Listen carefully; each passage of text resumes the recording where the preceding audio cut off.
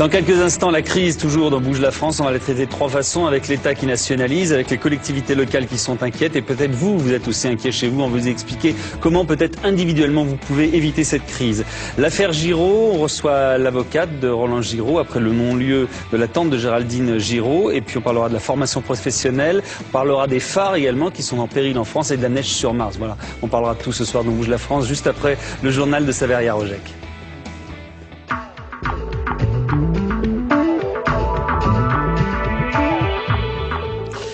Bonsoir et bienvenue dans ce journal. C'est la première intervention directe de la France dans la crise. Paris a débloqué 3 milliards d'euros, mais au total, ce sont près de 6 milliards et demi qui ont été injectés pour sauver la banque Dexia.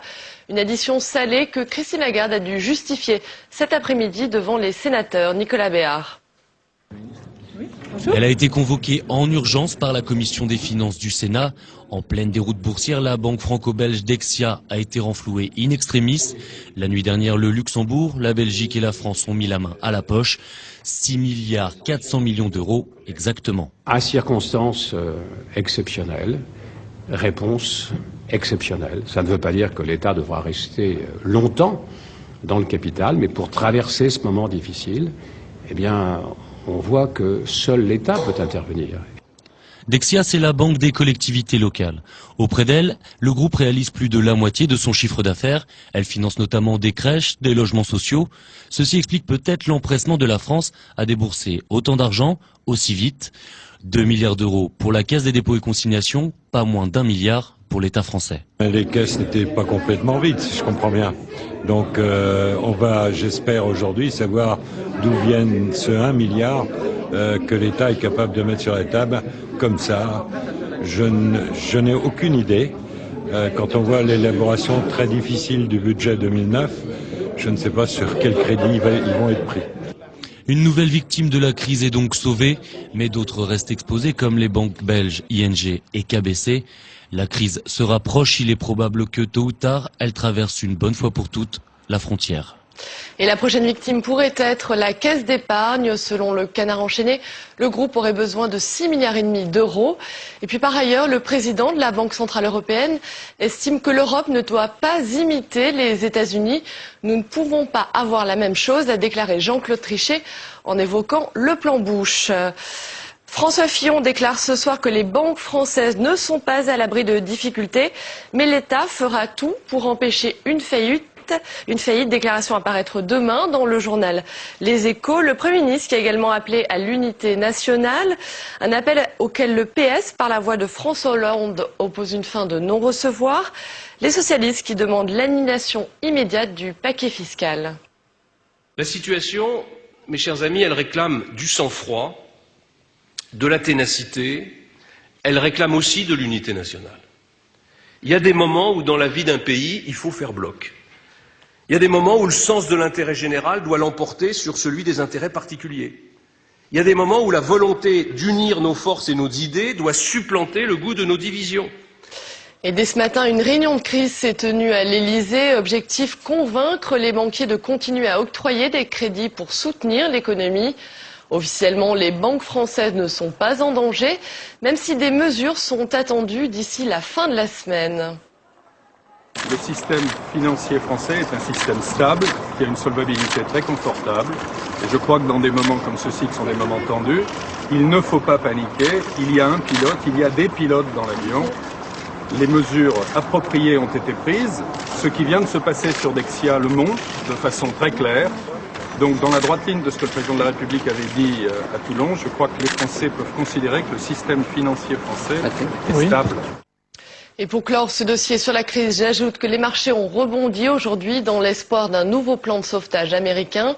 Londres et Paris clôturent en hausse dans le sillage de Wall Street.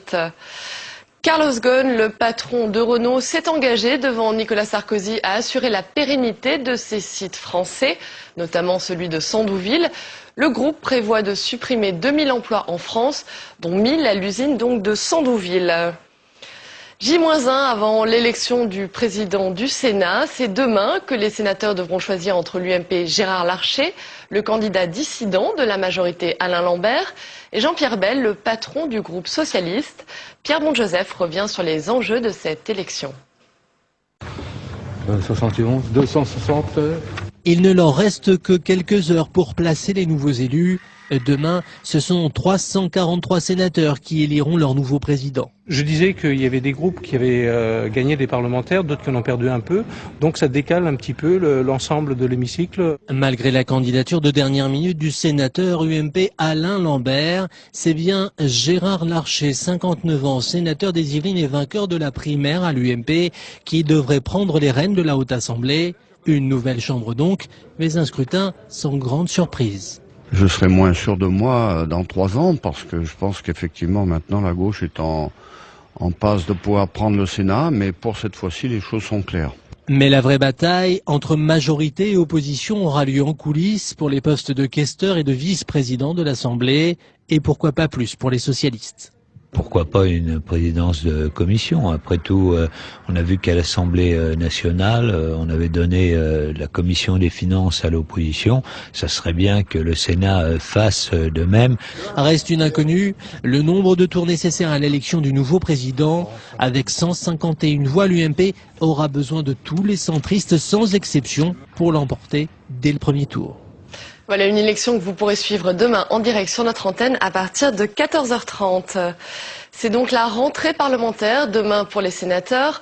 Parmi eux, Samia Ghali et Sophie Joissan, toutes deux fraîchement élues des Bouches-du-Rhône.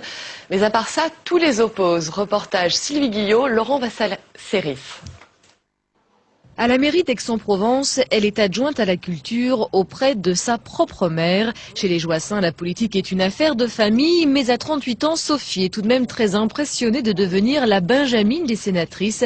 Elle a donc préféré faire avant une petite visite de repérage. Lorsque je suis arrivée, j'étais très intimidée, bien entendu, et je n'ai croisé que des personnes très bienveillantes, très gentilles. J'ai senti quand même une grande curiosité, parce qu'étant la plus jeune, évidemment, je pense que tout le monde était un peu en attente aussi, de voir la tête que je pouvais avoir, les manières qui seraient les miennes, et ça s'est très très bien passé. À Marseille, Samia Ghali, élue l'an dernier maire des 15e et 16e arrondissements, est à peine plus âgée, elle n'a que 40 ans. Mais elle, le Sénat, apparemment, ça ne l'intimide pas plus que ça. Mon cheval de bataille, ce sera tout simplement de parler vrai. Moi, j'ai pas intention de changer ma façon d'être, ma façon de parler, ma façon de vivre, parce que je suis au Sénat ou parce que je suis sénatrice. Samia Ghali a demandé à faire partie de la commission des affaires sociales du Sénat. D'origine algérienne, elle était la seule candidate issue de l'immigration lors des élections du 21 septembre dernier. Et elle assure vouloir être la porte-parole de ceux qu'on n'entend pas. Moi, je sais d'où je viens. Je sais pourquoi je suis là. Je considère que j'ai une mission. Et le Sénat, pour moi, c'est vrai que c'est quelque chose de bien parce que ça va me permettre de refaire remonter les revendications qui sont les revendications du terrain et rappeler qu'il y a des gens qui souffrent en bas. Même promesse du côté d'Aix-en-Provence, pas question non plus pour Sophie Joissin de délaisser les électeurs de sa région sous prétexte qu'elle siège désormais à Paris. Je compte vraiment continuer à battre la campagne donc sur les Bouches-du-Rhône, sur Aix et le pays d'Aix, et en même temps essayer de faire prévaloir les besoins du département. Grâce notamment à Sophie Joissin et Samia Ghali, le Sénat compte aujourd'hui 22% de femmes contre seulement 18% à l'Assemblée. Au Sénat, toujours, le groupe RDSE a un nouveau président. Il s'agit du sénateur du Tarn-et-Garonne, Yvon Collin. Affaire tapis suite, le PS a déposé un recours en Conseil d'État pour excès de pouvoir. Les socialistes estiment que le refus de Christine Lagarde de faire appel de la décision d'arbitrage a gravement lésé les droits et les intérêts de l'État. Il n'y aura pas de taxe sur la malbouffe. Roselyne Bachelot est contre, même si la ministre juge l'idée intéressante. Une députée propose en effet d'augmenter la TVA sur les aliments gras et de diminuer celle sur les produits frais. Objectif, lutter contre l'obésité. Anne-Louise Deran. 10 milliards d'euros, c'est ce que coûte le surpoids à l'assurance maladie. En 15 ans, l'obésité a doublé et touche aujourd'hui un adulte sur 6, un enfant sur 5 est en surpoids. Pour lutter contre cette maladie, le rapport prévoit donc d'augmenter la TVA de 15% sur les aliments gras et de la baisser sur les fruits et légumes. Un bonus-malus alimentaire pour combler un déficit qui ne fait que s'accroître. C'est sans doute aujourd'hui un passage obligé pour qu'il y ait cette prise de conscience. Et ça sera une petite compensation aux insuffisances budgétaires que nous connaissons aujourd'hui face à la croissance des dépenses de santé liées à l'obésité. Mais pour certains spécialistes de la nutrition, cette taxation n'aura pas l'effet escompté. Ça laisse croire qu'il y a de mauvais aliments. Il n'y a pas de mauvais aliments, il y a de mauvaise alimentation. Voilà.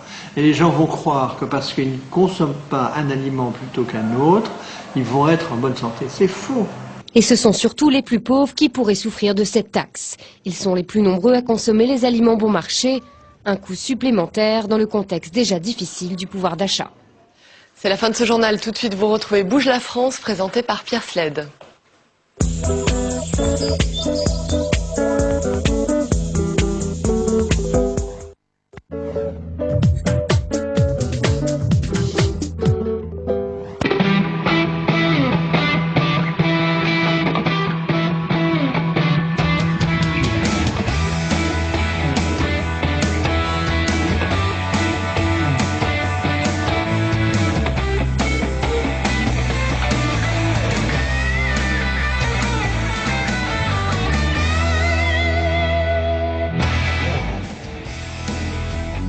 La crise encore et toujours dans Bouge la France, où l'on parlera également des phares des côtes françaises qu'il faut sauver. On parlera de l'avenir de la formation professionnelle et de la neige sur Mars. Mais l'actualité du jour, c'est le sauvetage de la banque Dexia grâce à de l'argent belge et français. Une première que nous détaille tout de suite notre chroniqueur économique Jean-Louis Gombaud sur le plateau de Bouge la France. Bonsoir à tous, bonsoir Jean-Louis. Bonsoir Pierre. Qui est mis à contribution ces derniers temps avec la crise. C'est vrai qu'on développe et on va le faire encore ce soir. Mais pour commencer avec vous, on parlait de cette Europe qui quasiment donne des leçons aux États-Unis, qui demande aux États-Unis, après l'échec du plan Paulson, de prendre ses responsabilités. Pour qui on se prend? Est-ce qu'on est bien placé pour dire ça? Surtout l'Europe en tant que structure juridique, c'est la Commission européenne qui ce matin, le porte-parole de M. Barroso, qui déçu par le rejet du plan Paulson, dit prenez vos responsabilités. Et on pourrait évidemment lui retourner l'appareil, c'est la question que vous posez. Alors moi je pense qu'il y a là, cette question soulève deux problèmes particuliers. Premièrement, la Commission européenne, le budget européen n'a pas les moyens d'intervenir comme le budget américain, ou voire même comme les budgets nationaux des pays membres de l'Union européenne. Par exemple, si vous prenez tout ce qui se passe depuis le début de la semaine, on parle de Natixis, on va parler dans un instant, Fortis, la banque anglaise quasiment nationalisée, et la banque allemande, qui l'a également été pour 30 milliards d'euros également hier, eh bien, rien que ces 4 opérations, tout le budget européen pour l'année n'y suffirait pas. C'est-à-dire que l'enveloppe budgétaire mise à disposition de Bruxelles ne permettrait même pas de faire ces 4 opérations. Et deuxièmement, la Commission européenne n'a même pas le droit de prendre des participations comme le font les Américains ou comme veulent le faire les Américains pour sauver leur système bancaire. Donc ni le droit, ni les moyens. Donc la Commission en est réduite carrément à être spectatrice du jeu et puis aussi à donner des leçons. À donner des leçons aux Américains, j'en profite parce que ça tombe à l'instant et on suit ça. C'est vrai que c'est important de voir le baromètre qu'offrent les bourses, les marchés boursiers. Le Dow Jones termine à plus 4,68 et le Nasdaq à plus 4,97. Donc les banques là-bas sur le New York Stock Exchange se sont ressaisies.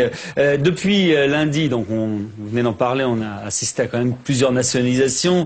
Il y a eu les 4 banques, 2 belges, une allemande, une anglaise. Et la dernière en date, donc, c'est Dexia. Est-ce que justement les nationalisations, ça marche quand ça va pas? Alors justement, on peut contester le mot même de nationalisation. Oui. Parce que si vous regardez bien cette affaire, 2 banques belges, donc... oui, parce que Dexia, c'est belge. Il y a des capitaux français, mais c'est belge. Exactement, c'est une banque de droit belge, avec des capitaux français à l'intérieur. Vous regardez Fortis, qui est également une banque de droit belge, avec des capitaux néerlandais à l'intérieur. Et vous regardez la banque anglaise qui était nationalisée et l'autre banque allemande. Mais si vous regardez donc l'histoire de Dexia et de Fortis, vous apercevez que c'est pas un État tout seul, parce qu'on aurait pu croire que, vu la situation de Dexia, puisque c'est une banque belge, c'est l'État belge qui vienne à la rescousse et nationalise la banque belge. Vous voyez Fortis, la même chose. Or non, pas du tout. Ce sont des coopérations entre États. Donc c'est pas tellement de la nationalisation, c'est pratiquement de la plurinationalisation. Parce que dans l'histoire de Fortis, vous avez le duché de Luxembourg, le royaume de Belgique et le royaume des Pays-Bas. Dans l'histoire de Dexia, vous avez la République française, la Belgique, les Pays-Bas et également le Luxembourg. Donc ils se sont mis à 4. C'est-à-dire que aujourd'hui la dispersion bancaire est telle qu'un État ne peut pas prendre à lui tout seul, même si c'est sa banque à lui, le sauvetage de sa propre banque. Rappelez-vous le Crédit Lyonnais. Le Crédit Lyonnais, c'était que la France. Elle intervenait dans une banque française pour sauver une banque française. Là, non, pas du tout. Il faut une coopération interétatique. Donc, quelque part, il y a une avancée de l'Europe dans cette histoire. Mais alors, dans ce contexte, qu'est-ce que vous pensez des déclarations de Jean-Claude Juncker, qui était patron de l'Eurogroupe, qui est aussi accessoirement Premier ministre luxembourgeois? Il y a une dizaine de jours, il disait « Oh, les Américains, quel scandale, ils réinjectent de l'argent du pays dans les affaires qui vont mal, c'est limite au niveau de la déontologie ». Là, il vient de faire exactement la même chose. Là, et il se tait. C'est-à-dire et d'un seul coup, il a complètement oublié qu'il avait dit ça. Justement, et parce que je crois que la crise amène la Commission européenne, l'Europe, à réfléchir sur son mode de fonctionnement. En réalité, rien n'interdit à un État de prendre, et il y a plusieurs États, de prendre une participation dans n'importe quoi, une banque ou une entreprise, à deux conditions. Il faut que ça soit au prix normal, au prix du marché, premièrement. Alors dans les cas présents, car on a pris vraiment... C'est difficile de prendre un prix. Oui, c'est beaucoup plus haut que le prix de marché, bien entendu, premièrement. Et deuxièmement, il faut que l'État qui prend des participations agisse comme un capitaliste normal, c'est-à-dire qu'ils ne mettent pas de l'argent uniquement pour soutenir. Or là, c'est exactement le contraire qu'on est en train de faire. On met de l'argent pour les sortir du trou, alors que normalement, c'est interdit par le règlement communautaire. Or, même si la Commission européenne n'intervient pas directement dans ces affaires, elle signe. Elle dit « je suis d'accord », alors que c'est contraire à la réglementation. Seulement, on s'aperçoit qu'on est bien obligé de faire, vu la situation, de ne pas respecter un juridisme étroit et de faire preuve de pragmatisme par rapport à une situation de crise. Et donc, je pense que dans ces histoires-là, on voit l'Europe évoluer. Elle n'est pas simplement le monde du droit et du traité, elle devient plus politique, beaucoup plus pragmatique. Et d'ores et déjà, on avait vu, rappelez-vous, au Conseil des ministres de l'économie de Nice, on avait dit oui, d'accord, il faut respecter le pacte de stabilité, bien sûr, mais en fin de compte, vu la crise, on pourra avoir des accommodements, on pourra ne pas s'obstiner à réduire les déficits, à les laisser courir un petit peu. Donc vous voyez, l'Europe est en train d'évoluer dans la crise, elle est en train de changer et devenir plus politique. Merci beaucoup Jean-Louis. On continue avec la crise. On va voir si les conséquences de cette crise, ça va être en particulier plus d'impôts locaux et les collectivités locales. Comment elles s'en sortent? La journée Dexia avec les sueurs froides des collectivités locales habituées aux produits de la banque belge. Ce soir, elle respire. Sur le plateau de Pierre Sled, Philippe Laurent, il est maire de Sceaux et préside la commission des finances de l'Association des maires de France. À ses côtés, Patrice Chattard. Il dirige Finances Actives. Bonsoir messieurs. Bonsoir. Alors la quasi-nationalisation de Dexia dont on vient de dire un mot avec Jean-Louis, elle concerne directement les Français, il faut le savoir, à travers leurs collectivités locales, puisqu'elles sont financées à 36%, je crois, chez Dexia, ce qui n'est pas rien. Philippe Laurent, est-ce que ces collectivités locales, pour reprendre une phrase qui est désormais célèbre, et qui date d'il y a quelques jours de notre président de la République, est-ce que les collectivités locales sont passées à deux doigts de la catastrophe avec l'affaire Dexia? Non, écoutez, je ne crois pas. Non, je ne crois pas parce que, d'abord, les collectivités locales sont emprunteuses auprès de Dexia, mais leurs fonds libres sont déposés auprès du Trésor. Il est donc d'ailleurs assez faux de dire que Dexia est la banque des collectivités locales. C'est la banque qui prête aux collectivités locales. Prête, bien sûr. Et ce n'est pas la banque qui détient les fonds libres. Absolument. Donc, en général, l'emprunteur risque assez peu lorsque la banque auprès de laquelle il emprunte a des difficultés. C'est vrai, voilà. Que le contraire. Voilà. Alors simplement, la difficulté ou ce que l'on peut craindre dans les mois qui viennent, c'est un problème plus général de liquidité auprès de Dexia et auprès d'autres prêteurs, parce que les collectivités locales empruntent aussi auprès d'autres prêteurs, et puis probablement un problème de renchérissement du coût du crédit. Ça, probablement. Est-ce que cette nationalisation ou quasi-nationalisation va changer les rapports entre Dexia et les collectivités locales? Je ne crois pas. Je ne crois pas. Il y a entre Dexia et les collectivités locales, comme d'ailleurs avec les autres prêteurs, puisque vous vous rappeliez, Dexia représente à peu près 40% du marché. Il y a donc d'autres acteurs. Ces rapports sont anciens, très anciens, puisque Dexia est issu au tout début de la Caisse des dépôts, du Crédit local de France. Donc ça s'appelait, puis il y a eu avant la CAEC, un mot assez barbare, mais qui avait été créé par la Caisse des dépôts. Donc il y a une relation de confiance très ancienne et je ne crois pas d'ailleurs, moi je me réjouis que l'État soit intervenu bien sûr, mais je ne crois pas qu'il soit dans la vocation de l'État à moyen terme de rester dans ce type d'action auprès des collectivités. Je crois que tout ceci va probablement encore évoluer dans les mois qui viennent. Patrice Chattah, alors vous êtes directeur général de Finances Actives, c'est-à-dire que vous aidez les collectivités locales à gérer leur financement, à la prospective, à établir leur plan d'action. Est-ce que vous êtes rassuré par cette nationalisation de Dexia? Ah bah oui, tout à fait d'accord avec Philippe Laurent. Nous, on est assez rassurés par ce qui se passe et surtout, on observe que quand même, dans l'investissement des collectivités locales depuis le début de l'année, dans la quasi-totalité des appels d'offres, c'est quand même Dexia qui a été très présent auprès des collectivités locales pour soutenir les élus locaux dans leurs investissements. Donc c'est vrai que de voir Dexia un peu renflouer et continuer son activité auprès des collectivités locales, c'est quelque chose qu'on reçoit positivement. Mais votre rôle, c'est aussi de prévoir ce qui va se passer. En l'occurrence, là, on est en pleine crise. Est-ce que cette crise financière va changer la façon de gérer une ville, de gérer les emprunts qu'une collectivité locale émet? Il est probable qu'on soit qu'au début de cette crise financière, qui est quand même un big bang, qui est très très importante. Donc, qu'est-ce qui se passera demain? Forcément, les rapports vont changer. Maintenant, les collectivités locales continueront à bien gérer leurs dettes, à essayer de faire du mieux de faire se peut sur la gestion des taux d'intérêt. Probablement que la grande liquidité qu'elles avaient jusqu'à maintenant, c'est-à-dire qu'à chaque appel d'offres pour construire un investissement public local, une piscine, une médiathèque, etc. Beaucoup de banques étaient derrière pour financer ça, avec des conditions très avantageuses.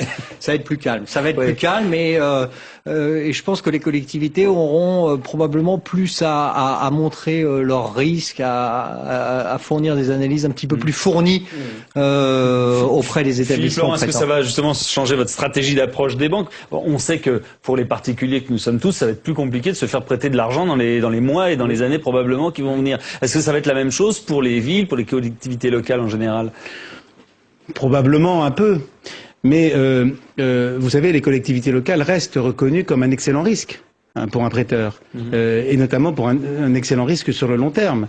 Les quelques collectivités, les grandes collectivités locales qui sont aujourd'hui notées par les agences de notation ont des notes excellentes, y compris AAA pour la ville de Paris ou pour la région Île-de-France, par exemple.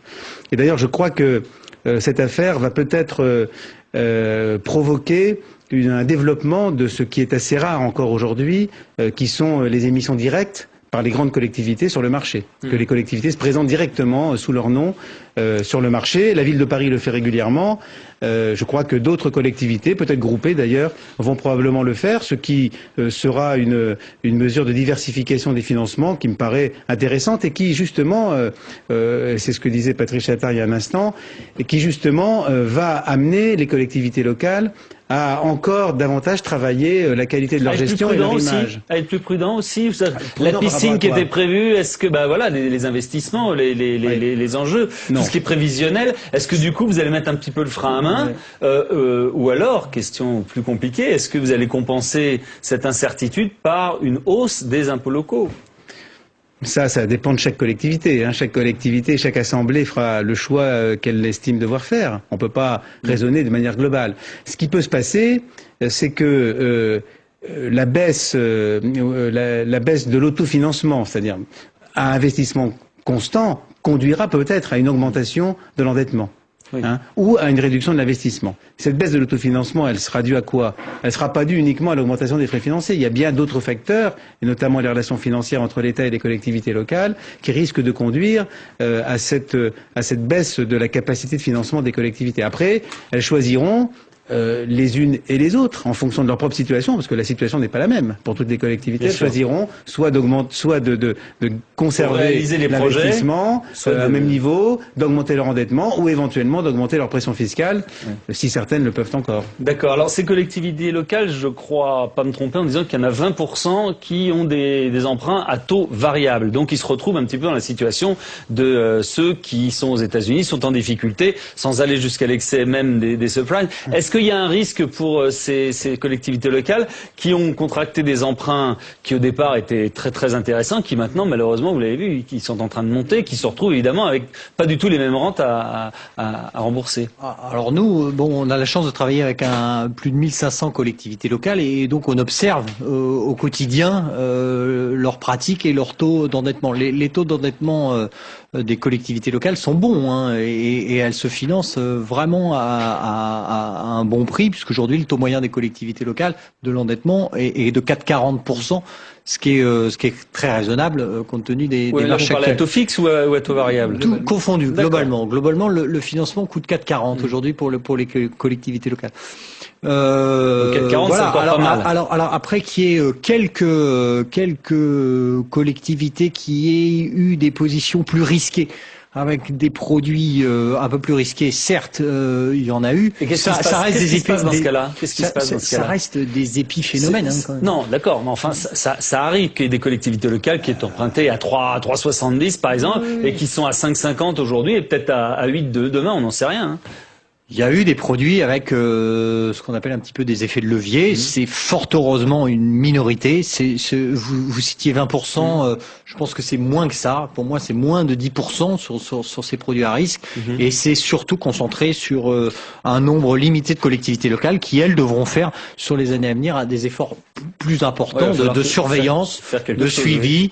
En tout cas, les surveiller, bien les gérer et puis les sécuriser dès que les marchés seront favorables. Alors, un mot sur l'immobilier également, parce que on sait que les impôts qui sont qui sont directement émis des tractations immobilières, eh bien ça profite directement aux collectivités locales. Avec l'immobilier là qui stagne au meilleur des cas et même chute par beaucoup d'endroits, est-ce que ça va avoir une implication, une conséquence directe sur le financement de ces collectivités locales et je répète encore sur l'argent que vous allez pouvoir emmagasiner? Oui, absolument. Et je crois même d'ailleurs que cet effet-là sera plus important que l'effet lié à l'augmentation des taux d'intérêt liés à la crise.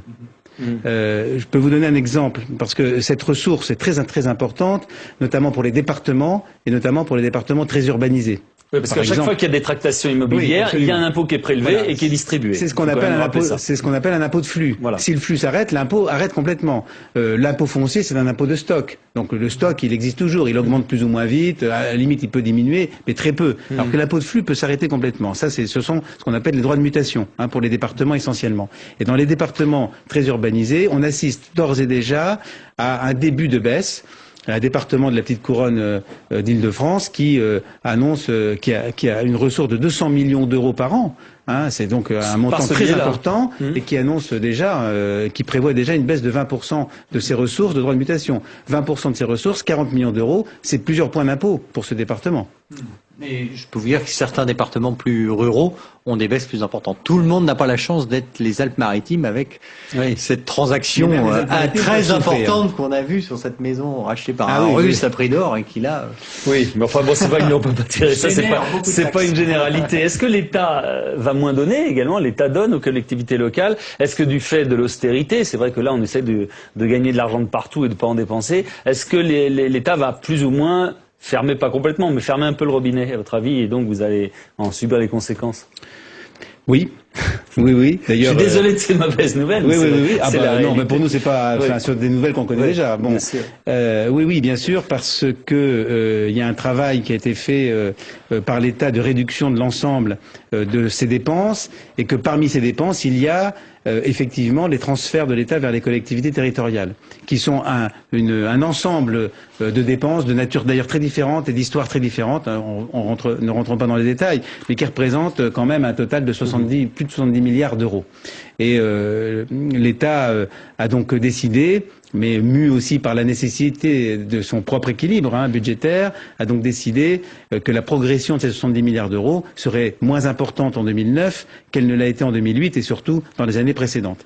Donc ça, c'est un manque à gagner pour les collectivités qu'on peut chiffrer à entre 1,5 et 2 milliards d'euros. C'est donc presque sans commune mesure, j'allais dire, avec le problème de l'augmentation des taux d'intérêt dont on parlait tout à l'heure. En tout cas, vu d'aujourd'hui, sans commune mesure. C'est une réduction extrêmement importante de la marge de manœuvre des collectivités et probablement que ça continuera dans les années qui viennent. Nous avons un vrai problème de financement maintenant des collectivités locales, notamment à cause d'une fiscalité locale qui est devenue totalement inadaptée. On le voit bien d'ailleurs, puisque la taxe professionnelle, on en reparle à nouveau, on reparle à nouveau de sa réforme, voire de sa disparition. La taxe professionnelle, ça rapporte quand même chaque année près de 30 milliards d'euros aux collectivités locales, et qui ne sont pas de l'argent qui est mis n'importe où, qui est fait pour des équipements, pour des services publics, etc. Pour résumer, Patrice Chattard, entre la crise, la hausse des taux d'intérêt, l'immobilier qui chute, l'État qui va serrer un petit peu la vis, ça va engendrer quoi?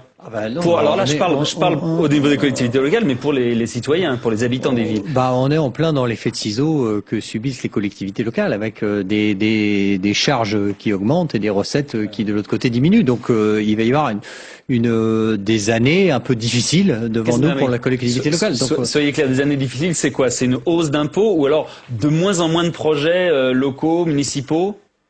Ou les deux? Il y aura les deux. Et il y aura probablement aussi, à un moment donné, si les choses ne s'arrangent pas, c'est-à-dire si nous n'avons pas, encore une fois, une vraie réforme profonde du système financier des collectivités locales, là je parle des relations entre l'État, les collectivités et la fiscalité locale, nous aurons des fermetures de services. Parce que là, vous parlez des projets.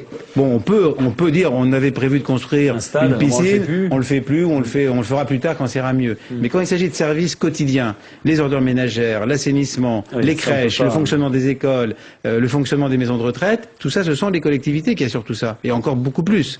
Et bien davantage. Et donc, par conséquent, lorsque ces services-là ne pourront plus fonctionner, ça a été le cas dans d'autres pays, ça crée un réel traumatisme dans la population. Donc ça, il faut bien suivre ça, mais enfin compter en tout cas sur l'Association des maires de France pour faire entendre la voix des collectivités locales. Bien sûr, on n'en doute pas. C'est tard pour conclure. Effectivement, en toile de fond, ce qu'il faut bien voir, c'est que derrière ces difficultés des collectivités locales qui étaient de toute manière présentes, s'ajoute, et ça c'est un fait nouveau, cette crise financière énorme, profonde, qui arrive à la rentrée. Donc ce qu'il faudrait quand même, c'est que le financement des collectivités locales pour leurs projets d'investissement soit assuré pour les mois à venir. En ce sens, le plan de sauvetage de Dexia est selon nous, Finance Active, une bonne chose. Il y a probablement d'autres choses à faire. Il faudra probablement réfléchir à ce qui nous a conduit là, et pourquoi pas réintroduire d'autres acteurs. Monsieur Laurent parlait de la diversification des financements avec pourquoi pas des recours au marché, mais il faut tout envisager. Pourquoi pas le retour de la Caisse des dépôts dans le financement? Pourquoi pas le retour de la Banque postale? Il y a plein d'acteurs qui peuvent aujourd'hui être présents aux côtés du financement des investissements des collectivités locales. Très bien, merci beaucoup messieurs. C'est vrai que dans Bouge la France, spécialement depuis lundi, on essaye de vous détailler les conséquences de cette crise, et on essaie de vous expliquer aussi comment peut-être vous pourriez éviter dans vos investissements et personnellement cette crise, ou du moins l'atténuer. On y va. Et oui, peut-on profiter de la crise? La question semble incongrue dans ce contexte de tumulte financier. Bouge la France la pose pourtant, en dépit des problèmes que rencontrent épargnants et emprunteurs. Autour de Pierre Sled, Serge Maître de l'Association française des usagers des banques et Jean-Jacques Avédician, il est rédacteur en chef de La Vie financière. Bien, bonsoir messieurs. On va essayer d'expliquer aux Français, parce que c'est vrai que tout le monde est inquiet de ce qui se passe. Les Français qui se disent ma banque, j'ai de l'argent dedans, qu'est-ce qui va se passer? Est-ce que elle va faire faillite et que mon argent va être sacrifié? On a rassuré les téléspectateurs, mais on peut confirmer, ça, il n'y a aucun risque en France. Voilà, pour les dépôts qu'on a mis dans un établissement jusqu'à 70 000 €, il n'y a pas de risque. Au-delà, vaut mieux, on est conseillé de mettre le surplus dans un autre établissement.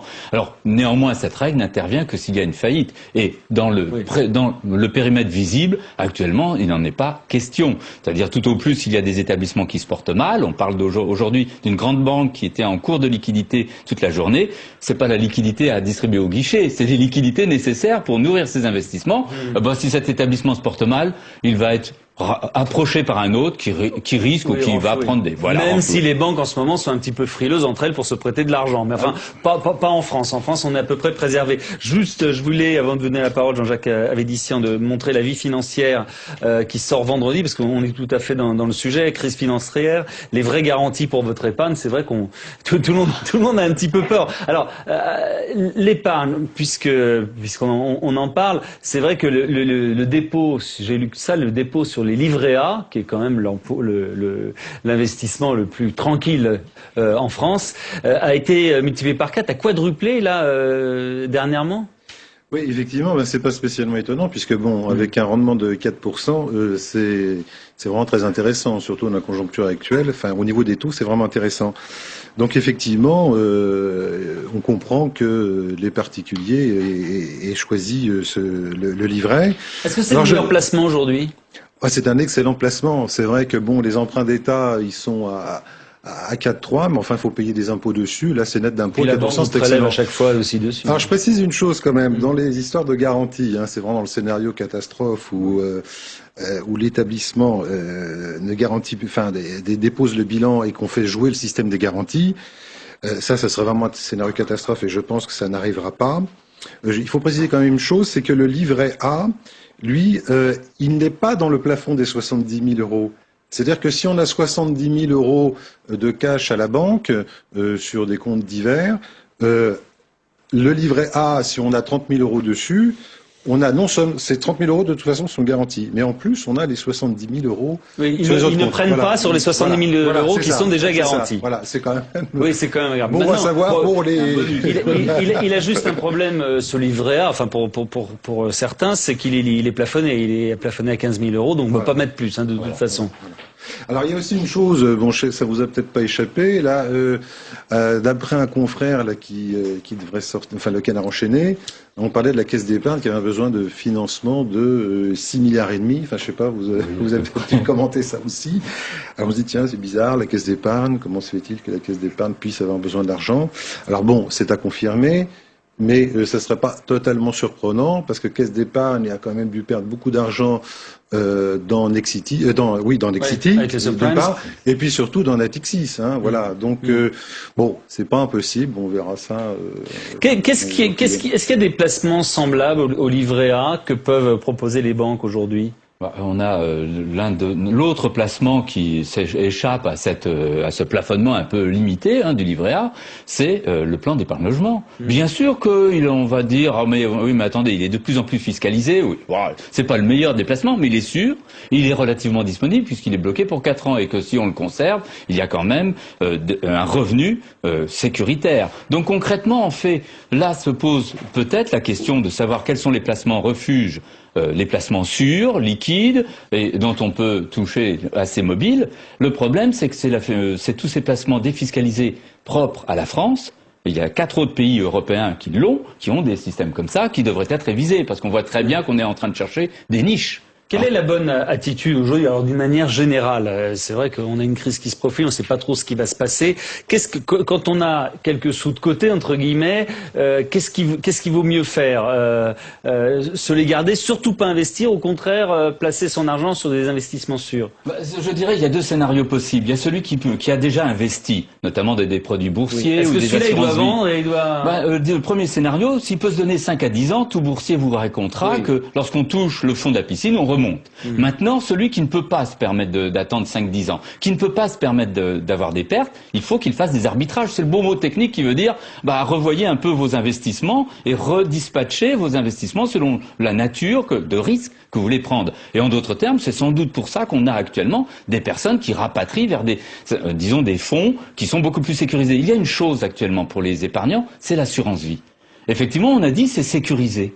Et notamment ce matin, M. Wörth a encore dit, mais vous êtes garanti. Attendez, il y a assurance vie, si je puis dire. Oui, on le sait très bien ici, il y a l'assurance vie en unité de compte et même les multisupports qui sont quand même très exposés puisqu'ils sont adossés généralement à tout ou partie en actions. Alors que de l'autre côté, effectivement, il y a les supports dynamiques qui sont moyennement, encore plus moyennement fiables. Ça ne veut pas dire suicidaire, mais dans les temps qui courent, ça pourrait ressembler. Donc, attention, soyez vigilants les uns les autres à la nature de ce que vous avez et disons, à la capacité de recevoir des coûts en raison de la spéculation boursière. Vous parliez de la banque tout à l'heure, enfin des banques en général qui vont avoir besoin de liquidités. Est-ce qu'elles ne vont pas éponger, entre guillemets, ces liquidités sur le dos de leurs clients en leur proposant d'un seul coup un maximum de placements, en leur disant voilà, faut faire ci, faut faire ça, vous inquiétez pas, c'est sûr. Faut quand même rappeler qu'au passage, elles prennent à chaque fois une commission qui n'est pas négligeable.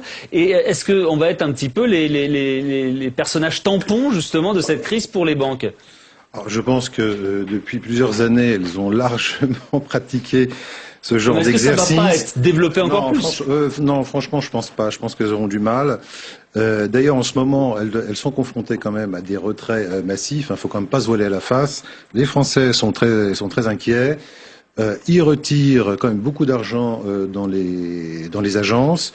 Bon, moi, j'ai des témoignages de connaissances qui travaillent dans ces agences. Ils ont tort? Oui, ils ont tort. Mais bon, j'ai des témoignages effectivement de personnes qui sont dans les agences. On me dit c'est incroyable, les gens viennent retirer 30 000, 40 000, 50 000 euros. Alors je sais que la question aussi c'est qui peut profiter éventuellement de tout ça.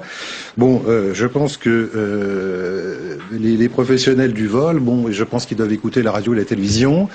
Ils doivent savoir que beaucoup de Français en ce moment retirent de l'argent et qui doivent mettre ça, je pense, très imprudemment chez eux. Alors, bon, c'est quand même assez risqué d'avoir chez soi. C'est encore plus risqué que de laisser son argent à la banque. Et de sortir dans la rue avec 30 ou 50 000 euros dans ses poches. Donc non, mais je pense que les banques, bon, ont largement commis des erreurs. Elles le payent au prix fort. Quelque part, il y a quand même une justice. Hein. Quand on fait des erreurs, quand on fait des bêtises, on les paye. Et là, pour certaines d'entre elles, elles les payent vraiment très cher. Je pense que alors je vous demande une chose, Pierre Sled, c'est à chaque fois que vous m'invitez, c'est quand ça va mal. La dernière fois, c'était à mi-juillet, on était tombé à 4100 et c'était jusqu'où on peut encore baisser. J'avais répondu 3008. Absolument, voilà. Je m'en souviens parfaitement. Ça paraissait assez gonflé. Bon, on a atteint 3850, je crois que c'était ce matin. Non, c'était ce matin. Oui, ce matin, c'est descendu un petit peu au début. Voilà, et on a récupéré après. Voilà, alors bon, j'espère que vous m'inviterez. Non, mais c'est un vrai. jour, ça ira mieux. Là, c'est vrai qu'on essaie de se demander est-ce qu'il y a des choses intelligentes à faire. D'ailleurs, vous avez vu le titre qu'on a fait. Est-ce qu'on peut profiter de la crise? Est-ce qu'on peut limiter la casse aussi? Alors justement, moi je vais vous dire qui peut profiter éventuellement de cette crise. Premièrement, c'est relativement simple. J'ai la vanité et la prétention, mais j'assume de dire que tout ce qu'on voit actuellement, on paye le prix d'années et d'années de crédits excessifs accordés à tout le monde. Sans contrôle. Aux banques d'affaires. Alors, on oublie toutes les opérations de LLBO, on rachetait des entreprises qu'on revendait 2-3 fois à des collègues, etc., de la profession. C'est les fameuses rachats d'entreprises avec l'effet de levier. Les hedge funds, bon, tout ça est opaque. Il y a des hedge funds des fonds spéculatifs, comme on dit. Il y a des hedge funds qui jouent, dont le but est de garantir d'ailleurs de la sécurité, mais il y en a quand même beaucoup qui sont aussi spéculatifs. Alors, un des principaux moyens de spéculer pour les hedge funds, c'est d'investir pour plus qu'ils n'ont en dépôt. Donc, c'est aussi du crédit. Mmh. Alors, tout le monde a joué du crédit, jusqu'au particulier, qui s'est dit, bon, quel est le moyen pour un particulier d'utiliser au maximum le crédit? Si vous allez voir votre banque BNP et que vous lui dites, je voudrais 100 000, 200 000, 300 000, 500 000 euros pour aller spéculer en bourse, la réponse est non. En revanche, si vous dites, j'ai besoin de 200, 300, 400, 500 000, etc. pour acheter une maison, un appartement, là, ok. D'ailleurs, les banques ont tellement joué à ça que non seulement ils ont vendu le crédit, mais pour certaines, elles sont mises à la promotion, donc rachat de Nexity et compagnie, et puis sont même devenus agents immobiliers. Alors c'était vraiment complètement fou. Alors, on nous expliquait que c'était que comme elles finançaient l'immobilier, il était peut-être logique aussi qu'elles deviennent agents immobiliers. C'est ce que certains leur reprochent. Elles se sont mises à spéculer, ce qui n'est pas leur vocation. Alors moi, je pousse la logique à l'extrême. Pourquoi elles n'achètent pas Carrefour et la grande distribution? Parce que là aussi, il faut financer les achats. Non, il faut quand même arrêter.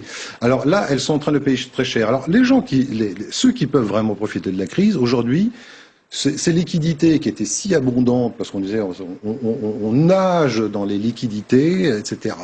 C'est un monde très prospère, c'est une nouvelle ère économique. À chaque fois qu'on nous fait le coup, vous pouvez être sûr que la catastrophe est pas loin. on nous a dit il y a énormément de liquidités. Pourquoi? Parce qu'il y a eu énormément de crédits. Bon, aujourd'hui, il y en a plus. Ouais, c'était un peu d'argent virtuel aussi. Hein. Voilà, oui, exactement. Aujourd'hui, les liquidités sont très précieuses. Les banques ne se font plus confiance. Résultat, le taux de l'argent à court terme, il coûte vraiment très très cher. À 3 mois, c'est du 5,25%. Et maintenant, ça a explosé. Donc le cash est roi. Et donc ceux qui disposent de cash, eh ben ceux-là vont être très heureux. Ceux qui disposent d'une capacité d'endettement, parce qu'ils ont un job sûr, parce qu'ils travaillent depuis longtemps dans leur boîte, parce qu'ils ont depuis longtemps un compte en banque dans la même banque, etc. Ceux-là vont pouvoir emprunter, peut-être réaliser de très bonnes affaires immobilières. En bourse, je crois qu'il faudrait peut-être attendre. On va se calmer un petit peu, et voilà, parce que là, on ne sait pas trop ce que ça va donner. Elles pourront profiter. Alors malheureusement, je pense qu'il y a relativement peu de gens qui sont dans ce cas de figure. Mais celles-là seront, je pense, très heureuses. Nous, ce qui, à la FUB, nous sidère, c'est qu'on dirait que les banques françaises n'ont pas compris la leçon.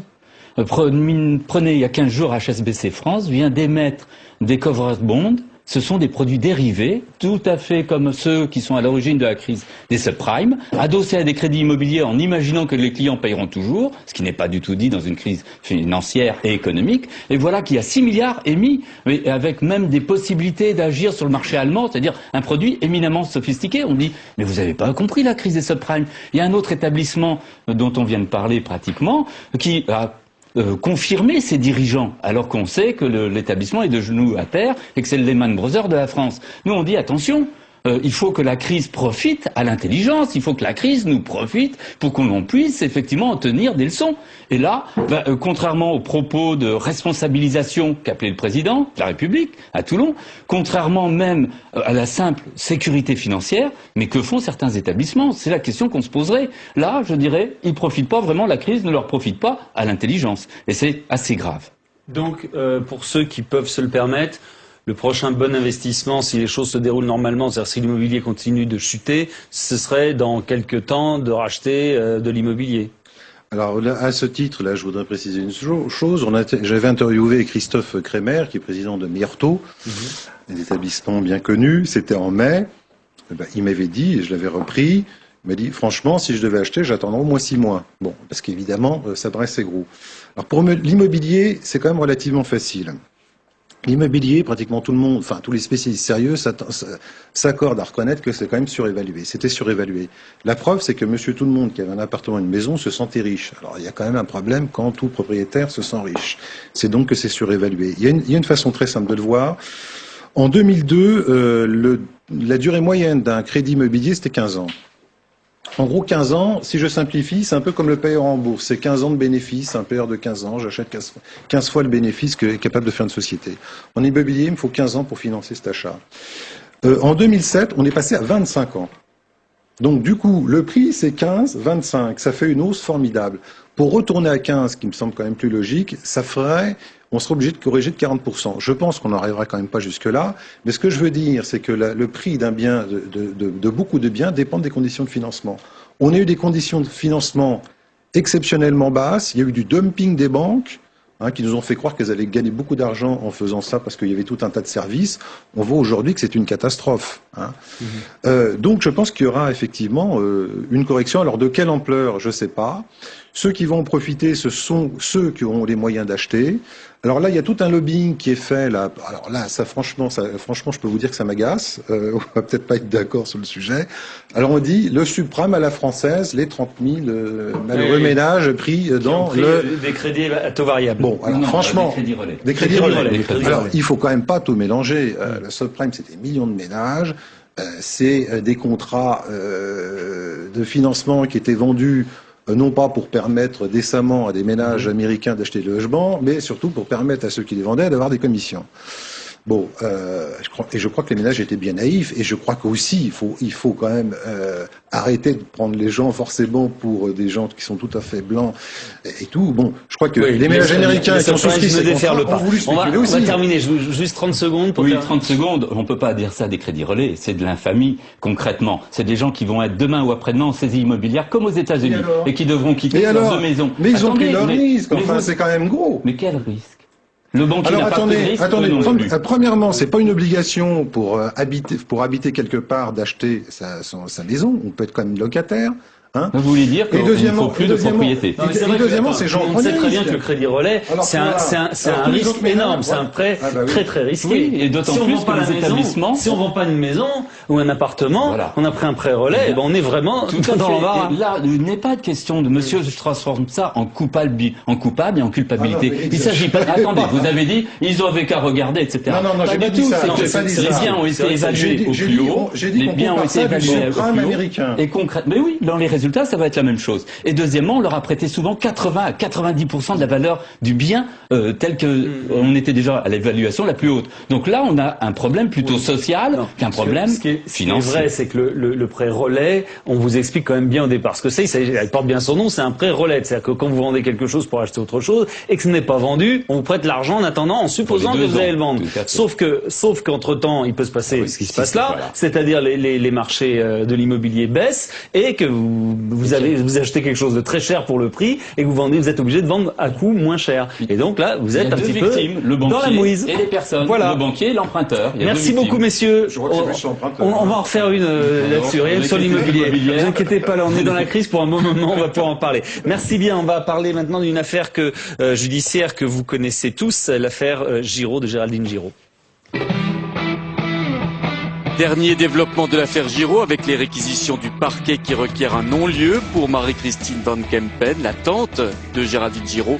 Notre chroniqueuse Sabine Cordès est également l'avocate de Roland Giraud et son épouse. Elle répond ce soir aux questions de Pierre Sled. Bonsoir Sabine. Alors ce soir vous êtes là en tant qu'avocate de Roland Giraud, donc réquisitoire. Les réquisitions viennent de tomber au bout de 4 ans d'enquête dans l'affaire Giraud-L'Herbier, donc de Géraldine Giraud et Katia L'Herbier, qui ont été retrouvées tardivement assassinée, et c'est la fille du comédien Roland Giraud. Pour resituer le débat, la tante qui était mise en examen pour complicité d'assassinat, donc finalement a obtenu une mise un non-lieu de la part du procureur. Est-ce que ça veut dire que l'enquête, ça fait quand même 4 ans que ça dure, est-ce que l'enquête repart à zéro aujourd'hui? Non, pas du tout. Pierre, là il s'agit des réquisitions du parquet, c'est-à-dire que c'est la volonté et l'avis du parquet que le parquet transmet au juge d'instruction qui est chargé de l'enquête depuis 4 ans, puisque le juge d'instruction a été chargé de l'enquête tout au début de l'affaire, et depuis 4 ans il instruit à l'aide des services de police et des services de la police scientifique le dossier. Il a estimé au mois d'août, le 27 août, le juge d'instruction que l'instruction était terminée. Il a donc notifié ce qui s'appelle la fin de l'instruction. Les parties ont eu un délai d'1 mois pour faire valoir leurs observations et faire des demandes d'actes, c'est-à-dire demander des investigations complémentaires. Personne n'en a demandé parce que effectivement dans ce dossier il y a eu nombre et moult investigations qui ont été faites. Et le parquet, à la suite du dépôt du rapport de synthèse des services de police, a pris des réquisitions. Dans ces réquisitions, qu'est-ce qu'il dit? Il dit, à notre sens, il convient, monsieur le juge, de renvoyer Jean-Pierre Trébert devant la cour d'assises, non pas des chefs d'enlèvement, mais du chef de séquestration et d'assassinat de Géraldine Giraud et de Katia L'Herbier. S'agissant de Marie-Christine Van Kempen, qui est la tante de Géraldine Giraud, et qui était, soit dit en passant, la colocataire de Katia L'Herbier. Le juge d'instruction dit il n'y a pas suffisamment d'éléments à charge contre Marie-Christine Van Kempen pour que celle-ci soit renvoyée devant la cour d'assises. Mais ça faisait combien de temps qu'elle était mise en examen? Elle était mise en examen depuis le 1er mars 2005, c'est-à-dire ça faisait 3 ans et demi. 3 ans et demi, bon. Elle a purgé un certain nombre de mois de prison. Excusez-moi, à mon avis, c'est ce que se demandent les téléspectateurs. Comment ça se fait qu'on mette 3 ans et demi à s'apercevoir que quelqu'un qui est mis en examen, eh bien, finalement, n'est pas coupable, parce que ça veut dire ça. Ah non, ça veut pas dire ça. Ça veut dire que selon le parquet, il n'y a pas lieu à la renvoyer devant la cour d'assises. Voilà, oui, le juge d'instruction, selon le parquet, mais le juge d'instruction peut très bien décider du contraire. En son pouvoir souverain d'appréciation, il peut dire, mais selon... Il se base sur une enquête. Il se base sur une enquête. Oui, mais le juge d'instruction... C'est long quand même 3 ans et demi pour s'apercevoir, pour se faire une idée. C'est très long. Et à mon sens, quand on lit... cette affaire met autant de temps? C'est vrai qu'on a l'impression qu'elle existe depuis toujours. C'est une affaire qui a été extrêmement longue, extrêmement complexe, parce qu'on a d'une part le mutisme de Jean-Pierre Trébert, qui est le principal mis en examen dans cette affaire, depuis le début, qui nie les faits, qui a menti depuis le début, qui est revenu sur des déclarations, et quand bien même il était mis face à ces contradictions de façon extrêmement claire et extrêmement précise par des cassettes vidéo le montre seul, en train de retirer de l'argent avec les cartes de Géraldine ou de Katia à des distributeurs le 1er novembre au soir, jour de la disparition des jeunes femmes, eh bien il continuait de nier, il disait mais non, les jeunes filles étaient là dans la voiture, elles nous guidaient. Il avait une défense totalement abracadabrante, vraiment abracadabrante. Donc il a toujours nié. Il a toujours nié, il a continué de nier, quand bien même des témoins l'ont accablé, quand bien même son ex-épouse a dit qu'il avait dit lui-même quelques mois avant les faits que d'ici quelques mois il serait sorti d'affaires d'un point de vue financier parce qu'il était sur un gros coup, donc on suppose que c'est ce gros coup-là. Quand bien même on le voit en vidéo, quand bien même on le voit en train de retirer les cartes, et encore pire, il y a peu de temps on a retrouvé un ADN de Jean-Pierre Trébert sur un des sous-vêtements de Géraldine Giraud, et nonobstant cela, chez lui, alors qu'on trouve les corps dans son puisard, dans son jardin, il continue de nier. Donc effectivement, l'enquête est difficile. Est-ce que lui, puisque lui, il est présumé assassin depuis le début, est-ce qu'il va être innocent, présumé innocent, mais est-ce qu'il va être le seul dans le box des accusés? C'est un peu ce que je crains. C'est un peu ce que je crains. Pourquoi? Parce que dans ce dossier, quand je lis les réquisitions du parquet, je me rends compte que les services de police qui ont fait une note de synthèse extrêmement détaillée et l'instruction menée à charge et à décharge, comme c'est l'objet d'une instruction, ont relevé un certain nombre d'indices à l'encontre de Marie-Christine Van Kempen. Alors je dis malheureusement pourquoi? Parce que c'est la tante de Géraldine Giraud, qu'il y avait des liens très forts entre la nièce et la tante, et que manifestement la rencontre de Géraldine avec Katia a été un peu la goutte d'eau qui a fait déborder le vase pour Marie-Christine Van Kempen, qui avait envie un peu de venger sa nièce. Mais pourquoi je dis malheureusement? Parce que pour mes clients Roland Giraud et pour son épouse Mike, il est absolument impossible que Marie-Christine Van Kempen ait voulu tuer sa nièce Géraldine Giraud. Il se peut que, agacée que sa nièce lui ait pris une fois de plus son amie, sa colocataire, effectivement, elle ait voulu se venger et lui faire peur. Et là, effectivement, elle est peut-être probablement tombée sur Jean-Pierre Trébert et elle se serait laissée déborder par cette affaire. Mais là où je dis que les réquisitions du parquet sont quand même tout à fait insuffisantes s'agissant de Marie-Christine Van Kempen, c'est qu'il y a eu un faisceau d'indices qui a été relevé. Il y a eu des témoignages qui l'ont dit et qui sont extrêmement forts, qui ont dit l'avoir vu avec Jean-Pierre Trébert. Qu'est-ce qui va se passer maintenant que ce non-lieu a été prononcé par le procureur? Qu'est-ce qui va se passer? Qu'est-ce que vous allez faire? Alors moi, j'ai 10 jours à compter de la notification de ces réquisitions pour faire une note au juge d'instruction pour essayer de faire valoir mes droits de partie civile, je veux dire les droits des personnes que je représente, à savoir Roland Giraud et son épouse.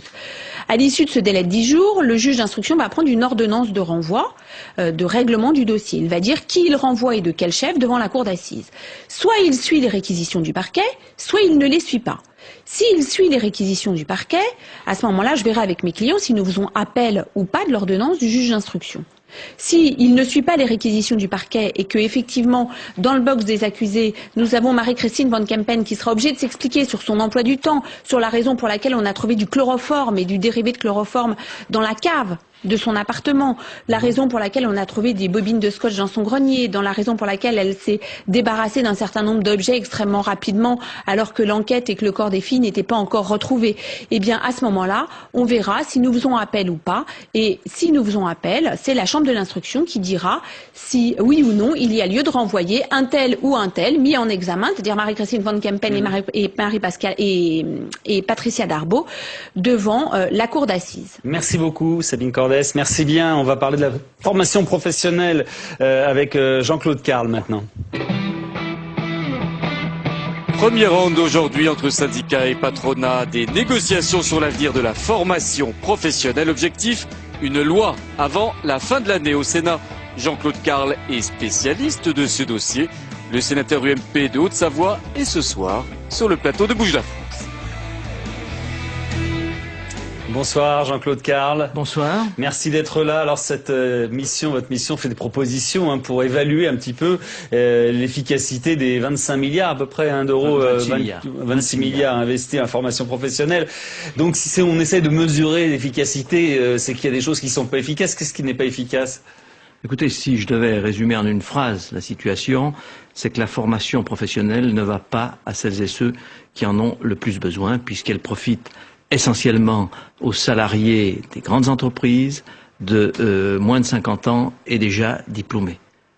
Or, aujourd'hui, les besoins, à mon avis, sont plus vers les petites ou très petites entreprises qui sont aujourd'hui celles qui créent l'emploi, celles qui créent le développement économique et celles aussi dans lesquelles les salariés ont les parcours professionnels les moins sécurisés. Sur le terrain, parce que j'imagine que vous avez étudié ça, à quoi ça sert vraiment la formation professionnelle? Est-ce que cette formation, elle sert vraiment à quelque chose? Elle débouche sur des choses concrètes? La formation, c'est pas une fin en soi. Non. La formation, il faut qu'elle profite à la personne, pour lui permettre, j'allais dire, de poursuivre son emploi, voire de retrouver un emploi, voire d'évoluer, voire de se réorienter, de monter, d'avoir des perspectives de carrière. Voire de changer de métier complètement? Voire de changer de métier quand elle le souhaite ou quand la nécessité impose de changer de métier. Elle est nécessaire pour l'entreprise, pour que l'entreprise puisse disposer du personnel qualifié dont elle a besoin, et c'est pas toujours le cas, malgré les 300 000, je crois, offres qui ne sont pas pourvues, il y a une inadéquation entre l'offre et la demande. Et puis elle est importante aussi pour la nation, pour que la nation ait un développement économique maximal, que l'emploi soit là aussi le plus élevé possible, et pour que la nation puisse, bien sûr, aussi assurer la solidarité nationale, et assurer aussi les grands investissements. Vous dites qu'elle se fait principalement dans les grandes entreprises. Comment on peut faire alors pour remettre les PME dans la boucle? C'est toute la question. C'est vrai, donc elle se fait essentiellement dans les grandes entreprises. Pourquoi? Parce que c'est ce qui ressort de notre mission, ce que j'ai appelé les 3 C. C'est un domaine qui est marqué par ces 3 C. Premier C, avec une majuscule, si je peux prendre cette expression, la complexité. C'est un domaine d'une complexité énorme, et c'est pas moi qui le dis, c'est le président Delors, qui est le père de la formation professionnelle, qui disait, pour y comprendre quelque chose, il faut être énarque ou polytechnicien. Complexité au niveau des acteurs. 45 000 organismes de formation en France. Oui. Seulement 5 000 sont actifs. Quid des 40 000 qui sont là pour ne pas assumer cette mission. Complexité au niveau des diplômes. Plus de 1200 diplômes ou certifications différentes. Et dans le cours de nos investigations, nous avons vu qu'il y avait, pour prendre un exemple, 1750 licences professionnelles différentes. Et les licences professionnelles sont un bon diplôme pour 14 000 étudiants, pour 20 000 étudiants, pardon, c'est-à-dire à peu près une licence professionnelle pour 14 étudiants. Et nous avons même trouvé une licence professionnelle clown à l'université de Lyon 1. Donc complexité, je le dis dans tous les domaines. Complexité même au niveau le plus haut de l'État. En fonction des gouvernements, c'est entre 3, 5 ou 7 ministères qui s'occupent de la formation professionnelle. Et même ici, chez nous, au Sénat, puisque la formation professionnelle, elle touche 3 commissions, puisque la mission d'information commune que j'avais l'honneur de présider regrouperait 3 commissions. Donc, grande complexité. Ça, c'est le premier C. Deuxième C, les corporatismes. C'est un des domaines qui est marqué par les corporatismes. Alors ça fait partie de notre culture, la culture de branche, la culture partenariale qu'il faut bien sûr conserver, voire développer, mais ça crée, ça aussi ses limites. Et ces 2 C en ont généré un 3e, c'est le cloisonnement, c'est que chacun fait ou essaye de faire au mieux son travail dans son domaine, mais qu'il n'y a pas, j'allais dire, une vision suffisamment transversale. Et c'est pour ça qu'on est arrivé à cette situation. Est-ce que 20 heures, c'est 20 heures par an, ça fait 120 heures sur 6 ans, est-ce que ça suffit vraiment pour acquérir une vraie formation et éventuellement, vous disiez changer de métier. On sait très bien que les Français sont pas mobiles. On sait très bien que dans les pays scandinaves, les gens arrivent à faire 2 ou 3 métiers dans leur vie, ce qui est vraiment pas notre cas. Est-ce que ça, c'est une ambition qu'on pourrait avoir en France? Ça peut être, j'allais dire, une ambition ou ça peut être une règle qui est fixée, mais on voit bien que c'est pas adapté. 20 heures, c'est le DIF, c'est le droit individuel à la formation, et qui d'abord n'est pas très ou pas suffisamment utilisé. Alors c'est vrai que c'est j'allais dire que c'est quelque chose de nouveau, il faut le laisser le temps de monter en charge, mais c'est un dispositif qui aujourd'hui n'est pas assez utilisé. C'est l'une des propositions que nous faisons, qui est, j'allais dire, un bon dispositif, mais il faut l'améliorer. Il faut l'améliorer dans son calibrage et aussi, j'allais dire, même dans ses fondements. Aujourd'hui, le DIF, quand un salarié veut faire jouer son droit à la formation, il faut l'autorisation de l'employeur. Alors que moi, je concevrais le DIF non plus comme un droit individuel à la formation, mais comme un devoir indispensable de formation. Et que le DIF devrait être le point de convergence entre le souhait du salarié et le besoin de l'entreprise. Or, aujourd'hui, ça n'est pas suffisamment le cas. Est-ce que les petites entreprises, j'en reviens, puisque vous parliez des PME tout à l'heure, est-ce qu'elles jouent vraiment le jeu? Parce que finalement, elles se disent, voilà, on a 8 employés, 12 employés, quand il y en a un qui part en formation, c'est un trou quand même dans le... Vous avez parfaitement raison. Je crois que les entreprises, et les petites en particulier, elles vont jouer le jeu dans la mesure où ça correspond à une nécessité pour eux d'avoir du personnel qualifié qui pourra évoluer, qui pourra fabriquer les produits de demain. Ceci, tant ça se heurte à deux choses. Effectivement, comme vous le dites, une entreprise de 4 salariés. Quand un salarié part en formation, c'est le quart d'entreprise qui n'est pas, j'allais dire, en production ou dans sa mission. Donc ça, il faut essayer d'y remédier. Nous avons des propositions qui visent à favoriser le remplacement de ce salarié quand il est en formation, à l'instar de ce qui se passe dans le monde agricole. Les agriculteurs, pour d'autres raisons, c'était surtout pour des raisons d'équilibre de couple et qu'ils souhaitaient de temps en temps prendre des vacances, ont monté ce qu'ils appellent un service de remplacement. Eh bien, pourquoi ne pas mettre en place ce service de remplacement par secteur, par branche professionnelle? Ça, c'est du travail temporaire, de remplacement? Ça pourrait être du travail temporaire, ça pourrait être organisé aussi par des groupements d'employeurs, et ça pourrait être utilisé, on pourrait utiliser aussi aujourd'hui une main-d'œuvre qui ne demande peut-être qu'à s'exprimer, ou un savoir-faire, qui ne demande qu'à s'exprimer, ce sont les pré-retraités ou les retraités qui pourraient très bien venir compenser ce manque. Ça, c'est un des freins. Le deuxième frein, c'est la complexité. Aujourd'hui, les entreprises, les petites entreprises, qu'est-ce qu'elles font? Elles préfèrent payer l'obligation légale, le 0,6%, plutôt que de former, parce que c'est tellement complexe, elles ont la même position qu'elles ont pour le handicap et ils préfèrent... Comme les villes avec la loi SRU. C'est un petit peu pareil. Dans un autre domaine, je ne sais pas si on peut faire la comparaison, mais ça n'est pas incitatif. Nous avons aujourd'hui un système qui n'est pas incitatif. Et même la collecte n'est pas incitatif. Pourquoi? Parce que la collecte aujourd'hui, pour les petites entreprises, il y a une obligation de verser un organisme collecteur. Ce qui n'est pas le cas pour les grandes entreprises, notamment pour le 0,9. Et aujourd'hui, donc, les organismes collecteurs, eh bien, aujourd'hui, ont mis en place des démarches commerciales très importantes pour aller chercher ce 0,9 qui n'est pas obligatoire. Et je crois qu'il faudrait revoir ça. Et il faut, si on veut faire avancer les choses, justement que les organismes collecteurs, les OPCA, aient ce rôle de conseil, d'ingénierie, d'aide, et qu'elles soulagent le chef d'entreprise dans son parcours du combattant et qu'il passe pas le quart de son temps, justement, dans ces démarches administratives, juridiques ou fiscales. Merci beaucoup Jean-Claude Carle. Vous n'allez pas être vraiment concerné par le sujet suivant parce qu'on va parler des phares de France. C'est vrai qu'en Haute-Savoie, il y a peu de phares, mais eh bien, on essaie de les défendre justement, ces phares, pour pas qu'ils ne meurent. 159 à éclairer les rivages de France. Les phares pourtant se portent mal, trop malmenés par les flots, les embruns et le temps. Et beaucoup veulent les sauver, les phares de France. Ils sont ce soir sur le plateau de Bouge la France.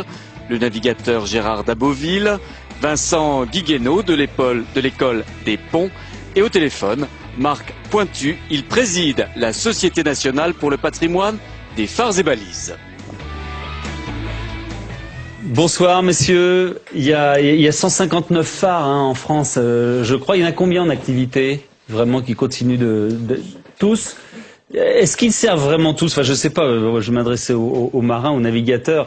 Expliquez-nous, à quoi sert aujourd'hui un phare alors qu'on a des moyens modernes, des GPS et autres C'est vrai, enfin d'abord tout le monde n'en a pas, mais c'est vrai que notre pays, qui pourtant ne passe pas pour être un pays très maritime, a la chance, est-ce une chance, on va le voir, d'avoir un système de phares et de balisage absolument exceptionnel, peut-être même unique au monde. On a vraiment une richesse de monuments, nos phares, sans compter les tourelles, les balises, etc., qui font de notre littoral un littoral parfaitement balisé. Alors pour le navigateur, c'est quelque chose d'extraordinaire. Je dirais que c'est, pour moi, de voir un littoral sans phare, c'est un littoral quelque peu hostile la nuit. Alors qu'un littoral dans lequel il y a des phares, c'est un littoral où je sais que je vais pouvoir me repérer, où je sais où je suis. Alors, c'est vrai qu'aujourd'hui, les gens ont des petits machins, des GPS, ou des gros machins, des GPS, et tout est automatique. Bon, c'est pas du tout la même chose. Le marin, le navigateur a besoin justement de repères visuels concrets qui existent depuis toujours. Disons que le marin de mon âge, il y est habitué, oui. Mais et que je vais juste vous raconter quelque chose. Je traversais l'Atlantique il y a déjà bien longtemps, c'était en 80. À l'époque, on naviguait au sextant. J'arrive plus ou moins de nuit au large des côtes françaises et je sais que, si je ne me suis pas trompé dans ma navigation, vers 10 heures du soir, je devrais voir les éclats du phare de Créac. Vous savez, à l'Aviron, Oui. On marche à l'envers, hein, on l'a dans le dos. Bon, 10 heures du soir. Est-ce que je me retourne? Non, je me retourne pas. J'attends. J'attends à peu près 1 heure pour être vraiment sûr de mon coup. Et vers 11 heures, je me retourne et je vois ces 2 éclats, on va dire, plutôt des clins d'œil. Et là, je vous assure que l'émotion, elle a été plus forte que le lendemain quand je suis arrivé à terre. Oui, c'est vrai que ça, il y a aussi cette notion-là dans les phares. Qu'est-ce qui les menace, ces phares? Ce qui les menace, ce sont 2 phénomènes qui sont pas récents. C'est d'une part la révolution du GPS, dont a parlé Gérard Daboville, et puis l'automatisation qui a commencé dans les années 70, où on a tous les pays maritimes ont commencé à demander aux gardiens de quitter les phares, et on les a. Il y a toujours des gardiens de phare, c'est toujours un métier. Oui, il y a toujours des gardiens de phare. En revanche, il n'y en a plus dans les phares en mer, à l'exception de Cordouan, de l'île Vierge, qui est classé phare en mer. Oui. Donc, il y a toujours des gardiens, mais les phares les plus isolés, les phares en mer, sont eux aujourd'hui inhabités. Marc Pointu, le président de la Société pour le patrimoine des phares, est au téléphone avec nous. Bonsoir Marc Pointu. Oui, bonsoir. Ces phares sont vraiment en danger. Qu'est-ce qui les menace? La dégradation, les pillages, le vol, la non-fréquentation, tout simplement? C'est tout un ensemble. En fait, dans un premier temps, ce sont d'abord les phares en mer qui sont évidemment les plus menacés, pour les raisons que vous avez indiquées, d'une part, et puis aussi pour une raison dont on ne parle pas, mais qui existe, c'est qu'en fait, l'État, à terme, les abandonne. C'est-à-dire qu'en fait, ils ne sont plus d'une utilité particulière, ils coûtent cher à entretenir, et au bout du compte, on pense que leur construction va durer suffisamment de temps pour le temps qu'ils ont encore à servir. Je parle des phares en mer et des phares isolés. Et donc, à ce moment-là, on se dit, bon, on répare plus ou moins, on entretient, et puis on verra après, quoi. Certains menacent de s'effondrer, non? Ah absolument, oui. On le voit quand on arrive dessus et qu'on les regarde de près. Vous avez des grandes tourelles qui font des 20-25 mètres de haut, qui ne sont pas des phares habités, mais qui sont des tourelles, qui sont un peu assimilables à des petits phares en mer, finalement, et donc ils sont très abîmés. Certaines sont même déjà tombées. Et on les remplace tout simplement par 2 bouées et puis c'est fini. D'accord. Comment on pourrait trouver un financement? Vous dites l'État n'arrive pas à subvenir aux besoins. Je pensais à une chose, il y a beaucoup de fondations de toutes sortes qui mettent de l'argent dans les musées, dans des expositions. Pourquoi on vendrait pas, entre guillemets, ou on n'associerait pas des phares à des noms, à des sponsors? Tout à fait, oui. Vous savez, c'est une question importante dans la mesure où, en fait, comme on l'a très bien dit tout à l'heure, Gérard Daboville, en effet, nous héritons d'un immense patrimoine. Tous ces phares qui constituent un patrimoine maritime considérable arrivent, j'allais dire, surgissent dans le paysage patrimonial, alors qu'il y a encore quelques 10, 20, 30 ans, ils étaient des objets techniques de l'État. Bon, maintenant, l'État s'en désintéresse parce qu'évidemment, petit à petit, on va vers d'autres solutions, ce qui est tout à fait normal, je ne conteste pas cela. D'ailleurs, notre position n'a rien à voir avec les questions de signation maritime, notre position est purement patrimoniale. Donc, en ce qui concerne ce patrimoine maritime, on ne peut pas le laisser tomber, même si, pour des raisons diverses, on a plus ou moins d'argent. Donc, le mécénat est évidemment une bonne direction qu'il faut suivre. Beaucoup d'entreprises, d'ailleurs, sont intéressées par cela, mais il y a un gros problème pour l'instant, c'est que à l'heure actuelle, l'État est à la fois maître d'œuvre et maître d'ouvrage, ce qui fait que personne ne s'engage vraiment. Donc nous demandons depuis des années que, évidemment, la gestion du patrimoine en tant que telle soit séparée de la gestion du feu, qui est une affaire d'ingénieurs, bien entendu, et dans laquelle nous n'intervenons pas, bien sûr en liaison avec les services de l'État. Je vous coupe, Marc Pointu, Vincent Guillenot. Oui, je voudrais peut-être signaler qu'il y a un certain nombre d'initiatives qui existent déjà et qui permettent de financer l'entretien et les usages alternatifs, comme on les appelle, des phares. Il y a des systèmes de délégation qui ont permis d'ouvrir aux visites les phares de Ré, d'Oléron. Et puis il y a toute une série de phares sur le littoral où les collectivités, des associations, le phare de Cordouan fait l'objet d'un travail très important d'une association, des collectivités et de l'État. Donc il y a déjà un travail qui permet de trouver ces financements et d'entretenir ce patrimoine qui est reconnu comme patrimoine depuis le milieu du 19e siècle, depuis sa construction. Gérard Daboville, ça vous choque pas le fait d'associer un nom d'un sponsor? Mais d'abord, il faut dire une chose. Pourquoi est-ce que quelqu'un, une entreprise, quelque chose serait mécène? Parce que ce sont des monuments extraordinaires. C'est pas simplement des lumières en haut d'une tour. Il faut savoir que ce sont des monuments qui ont été conçus par des ingénieurs qui non seulement ont fait du solide, parce qu'il faut voir ce qu'ils se prennent dans la gueule, hein, l'hiver, et ils tiennent, non seulement ont fait du solide, mais en plus, ils se sont offert le luxe de faire du beau. Et dans des conditions invraisemblables. Pourquoi ne pas les classer? Attendez, il y en a qui sont classés. Oui, je sais bien, mais le phare d'Armen, sachez que les premiers pour construire ce phare arrivaient à mettre le pied sur le caillou pendant les plus grandes marées, pendant 5-10 minutes. Et puis après, c'était on reviendra le mois prochain. Et avec ça, ils ont réussi à bâtir un phare. Donc ce sont des monuments de courage, de ténacité, et ce sont surtout des œuvres magnifiques. Ils ont été construits, le haut d'un phare, ça ressemble à la tourelle d'un château fort. Donc ça vaut la peine, ce sont des monuments exceptionnels. Voilà, bah, écoutez, oui, allez-y. Oui, je voudrais, à la suite de Gérard Daboville, en effet dire que ce sont des monuments exceptionnels, mais ces phares-là ne sont pas considérés, hélas, pour l'instant, comme patrimoine. Donc il faut évidemment militer pour qu'ils soient comme patrimoine. Ça me paraît à part le phare de Cordon dont on nous parle, qui est très beau, mais je signale quand même que l'État vient de supprimer à terme les gardiens, même sur le phare de Cordon. Et ça, on n'en parle pas non plus. Pour terminer. Oui, là aussi, il y a des choses qui se passent un peu peut-être de manière moins visible. Il y a toute une série de phares qui font l'objet aujourd'hui d'une procédure de classement. Certains l'ont déjà été.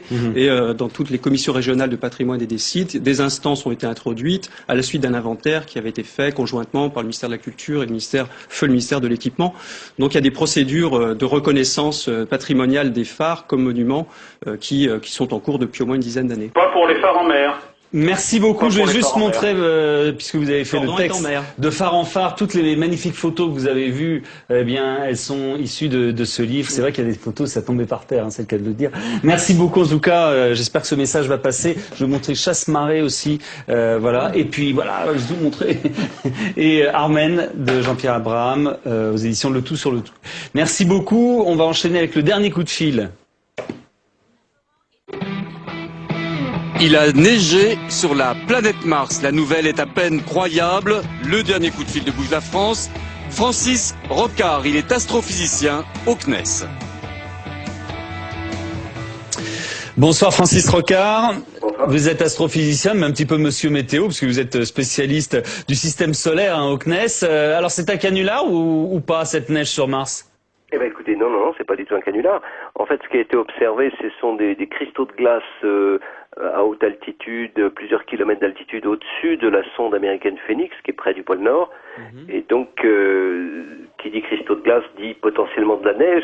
Mais en fait, pour l'instant, il semblerait que ces cristaux, en tombant vers le sol, s'évaporent et finalement, il n'y a rien qui tombe au sol pour l'instant. Oui, on savait déjà qu'il y avait de l'eau. Il fait quelle température sur Mars? Ah, sur Mars, près du pôle, il fait moins 80, moins 100 degrés. Oui, donc ça peut tenir normalement. Oui, ça peut tenir. Est-ce que ça montre que de toute façon, on va trouver à un moment donné des formes de vie sur Mars? C'est effectivement ce que le vieux fantasme des terriens. Pardon? C'est le vieux fantasme des terriens. Oui, c'est d'ailleurs les raisons de l'exploration de cette planète depuis une vingtaine d'années, voire même plus. C'est qu'on recherche effectivement les possibilités d'apparition de la vie sur Mars, mais pour l'instant on procède par étapes, on s'intéresse à l'eau et on veut savoir si cette eau sous forme liquide a existé pendant des longues périodes sur la planète. Voilà, mais ça veut dire quand même que potentiellement il pourrait y avoir de la vie sur Mars puisqu'il y a de l'eau. Alors actuellement il n'y a pas d'eau liquide. L'eau est soit sous forme de glace, soit sous forme de vapeur, et donc en surface c'est certain qu'il n'y a pas de vie sur Mars aujourd'hui. Par contre, peut-être dans le sous-sol, à quelques mètres de profondeur, c'est pas complètement impossible. Mais pour l'instant, nous n'avons jamais creusé sur Mars et ça sera l'objet des missions futures, notamment de la mission européenne ExoMars. Voilà, le voyage humain, Terre-Mars, vous y croyez? Ça sera difficile, ça sera très long, puisque actuellement il faut quand même 2 ans et demi, 3 ans pour faire l'aller-retour et rester à peu près une année sur place. Donc je vous donne rendez-vous vers 2030, 2040 à peu près. Très bien, on y sera. Ce sera la fin de Bouge la France. Merci beaucoup Francis Rocard. On va passer maintenant à la revue de presse, aux une des journaux de demain avec Saveria. La crise encore dans vos quotidiens et les Échos qui se distinguent avec des déclarations exclusives du Premier ministre. La revue de presse, Saveria Rojek. Voilà. Voilà, et c'est la crise qui fait la une de la totalité de vos quotidiens. Tous sans exception détaillent les inquiétudes des épargnants et les solutions du gouvernement. À la une des Échos, justement, François Fillon, dans une longue interview, le Premier ministre explique que la France n'est pas à l'abri. Mais l'État empêchera une faillite, l'État qui est d'ailleurs prêt à d'autres interventions, après celle sur Dexia aujourd'hui. Par ailleurs, François Fillon n'exclut pas davantage de contrats aidés pour lutter contre le chômage. En revanche, pas de privatisation pour la Poste. Le gouvernement aux commandes à la une du Figaro. Les excédents de la collecte du livret A pourraient être réaffectés au financement de l'économie. Objectif, faciliter le crédit aux PME. D'autres mesures sont attendues pour la fin de la semaine. Et on termine avec Libération et l'angoisse à la une. La crise a en effet franchi l'Atlantique. Désormais, ce sont les épargnants français qui s'inquiètent pour leurs économies. Mais oui, voilà, c'est ce qu'on a traité ce soir. Merci beaucoup, Saveria. On va se quitter là-dessus. Philippe de Sony, Pierre-Henri Gergonne, c'était le tandem de ce soir. Salut tout particulier à Anthony Saint-Léger qui faisait sa dernière. Il va retourner à ses chères études après avoir œuvré ici. On l'embrasse fort. Et Marie Billon également qui a préparé cette émission. Je vous retrouve demain soir avec Saveria à partir de 22h, bien sûr, comme tous les soirs. Au revoir.